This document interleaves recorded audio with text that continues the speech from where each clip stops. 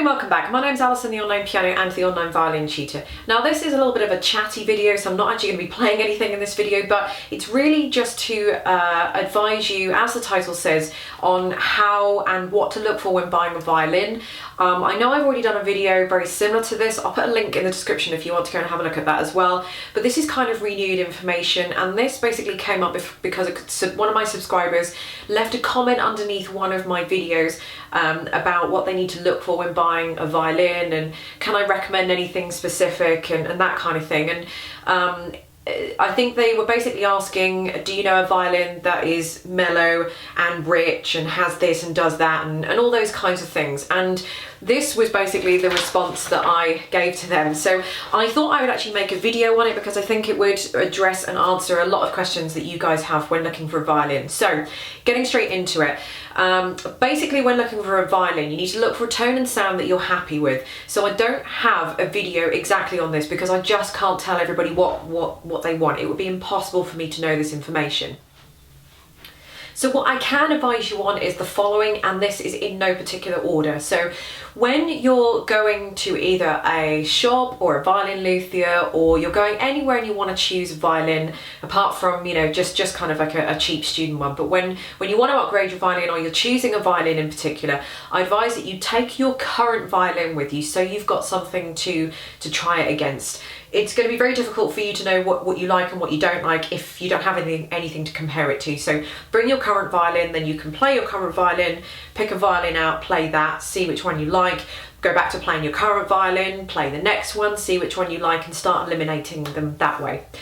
My second point is to take some familiar music with you so you know that you can play, and make sure the music varies so that you can try different styles, high parts, lots of parts on the E string, lots of parts on the G string, lots of parts in the middle, some fast, some slow, some different bowing techniques and all that kind of stuff. So you don't just want to go there and just play the open strings, because you're not going to get any idea of what the sound is like and what you eventually might like and what you might not like. So bring some familiar music that you can play, and that way when you've been practicing at home your music for hours and hours and hours, when you've got a new violin, you'll be familiar with the original tone of your new violin, and you'll be able to really listen and bring out the tone of the new violin, which hopefully you may or may not like. So bring some familiar music with you. Okay, the third point is take someone with you that you can play so you can hear the violin from a listener perspective. Now, I know this isn't always possible. I didn't have anybody when I went to go and choose my violin, but the guy who I bought the violin from, he could play, and I did get him to come upstairs and play one or two violins that I had potentially chosen. So if you can take somebody with you that can play, that would be ideal. The second best situation would be take someone with you that has a good ear for these sorts of things, someone that can give you a perspective and that kind of thing, if you don't have anybody that can play. So I know that is quite tricky, but if you can, that would be the ideal situation.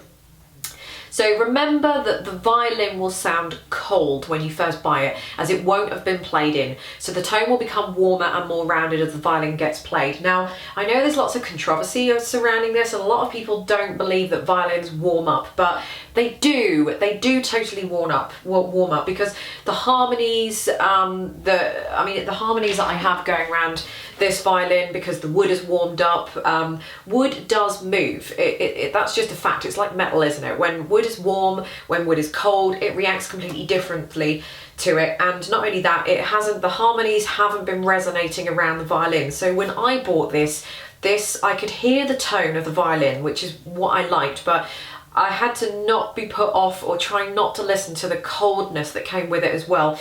And it's very difficult to explain, but you will probably know what I mean when you get yourself in that situation. But it will just sound, there'll be sort of a certain resonance or something a bit empty, just really cold about it, but you'll still hear the potential tone coming through. So because the violin hasn't played, the harmonies, the harmonics and everything haven't been resonating around the violin, it will sound a little bit cold, but that will warm up after a month or two of playing the violin.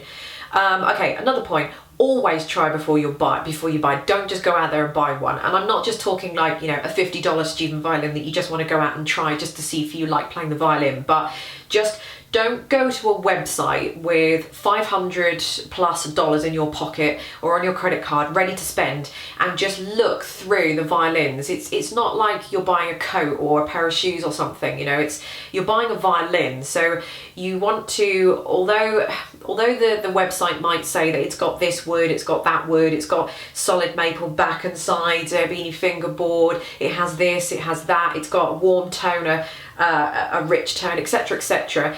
That's someone's opinion, that's what the violin is supposed to be, but each violin will be different for each person, and you might not like that as well. I couldn't really completely describe the tone of my violin. I like it for what it is, it's what I wanted, and everything about it works for me. It might not work for you. So violins are very personal, but do not just go on what a website says.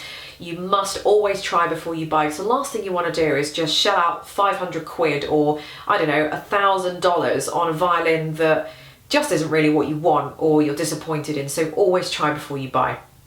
Okay, when you're trying out these violins, do not look at the colour or the varnish, and don't let you put that off a potentially beautiful sound of a violin just because you don't like the colour. I actually do like the look of this. This is my antique violin, so this is not a branded violin. This is a Mittenwald violin. It used to be a Baroque violin until they ripped out the neck of this and put, because the necks used to be a lot shorter for Baroque violins. So this has been in the wars, it has been repaired a lot, but I do really like it, and I do just quite happen to like the look of that. But when I was trying them out, I tried about a dozen, maybe 2 dozen violins actually. I tried about 24 violins in total when I was buying this before I got down to this one. And yeah, there were some of them that actually sounded quite nice, but the varnish was horrendous and the colour was awful. And I thought, oh, please don't, when I was trying it, I thought, please don't like this, Alison, please don't like this. But, you know, at the end of the day, if it was bright yellow and it had red polka dots on it and it sounded amazing, I would buy it, because really, who cares what it looks like? It's the sound, isn't it? And that's the sound that you've got to tolerate for however many years to come. So do not be put off by varnish. Okay, so the next point is play as many violins as you possibly can so that you get an idea of what you like and what you don't like, tone, loud, bright, warm, rich, soft, that kind of thing. When you're going to a shop or a violin luthier, tell them what your budget is, in and around, and just tell them to give you as many as you can, and that will give you an idea of what you're going to get for that budget. You could even sneak in a couple of, you know, of higher end ones that are slightly kind of out of your budget, but also that will give you an idea what you're going to get for more money. But obviously that will depend on your finances and things. But just try as many as you can, and always go back to comparing them to your original. Even if your original violin is rubbish, it doesn't matter. You just need something to compare them against. You need something familiar. Okay. I personally, when I'm trying violins, don't like to know where they came from, who made it. It's completely irrelevant to me.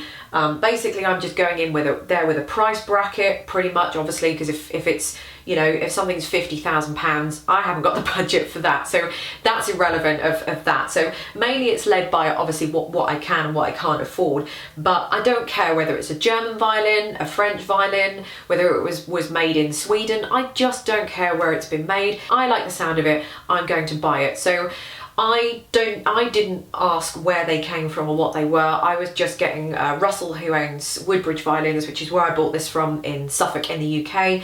He was just bringing violins up and just putting them in a stack, and I was just trying them. I didn't care who made them, where they came from, modern, old, whatever. So don't let that influence you in any way, shape or form.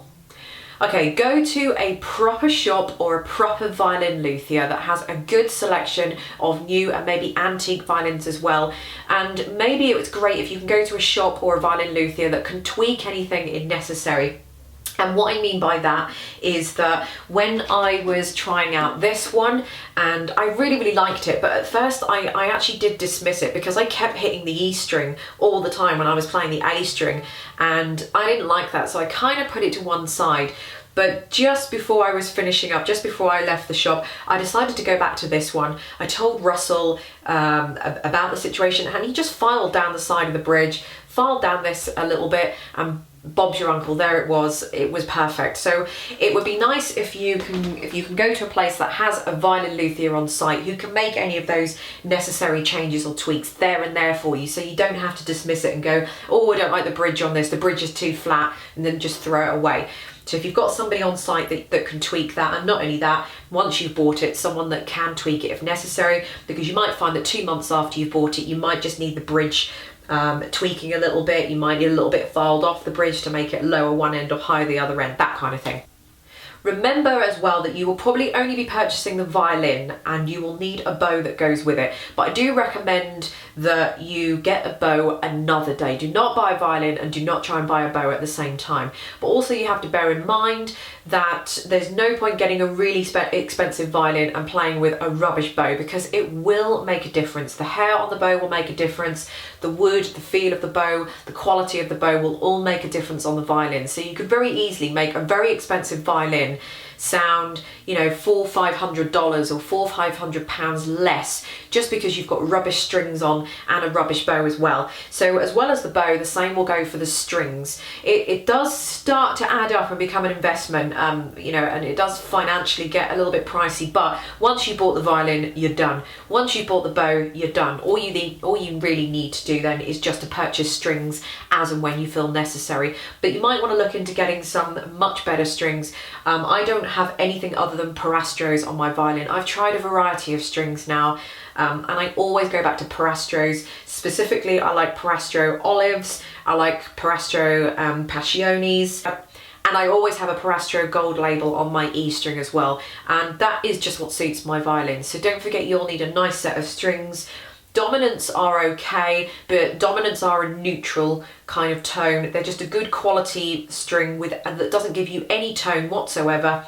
So it's almost like you're working on a blank canvas, but dominants are not the string that I recommend that you should probably settle with. You'll probably need to buy something else. I have done a few videos on strings. If I can remember, I'll put them in the link underneath as well, and that will tell you what each string supposedly does, so that you can use that to your advantage or not with the new violin that you've got.